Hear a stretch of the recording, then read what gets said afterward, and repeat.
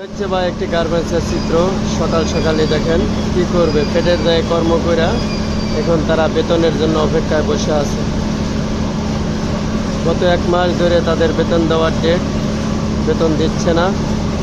এইভাবেই দেখেন সকাল সকাল এসে তারা বসে আছে, বলার কোনো ভাষা নেই। কি করবে, ফ্যাক্টরি বন্ধ, ফ্যাক্টরি চলে না, কিন্তু শ্রমিক ভাইয়েরা বোনেরা সবাই এভাবে বসে আছে বেতনের অপেক্ষায়। জানি না আসলে গার্মেন্টসের মালিকরা এরকম করে কি জন্য। এই যে দেখেন কত মানুষ এখানে, এই গাছটার নিচে অনেক মানুষ বসে আছে,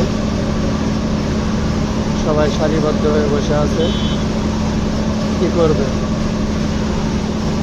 পেটের দায়ে কর্ম করে যদি পেটের বাতি না হয় তাহলে কাজ করে কি করবে ভাই।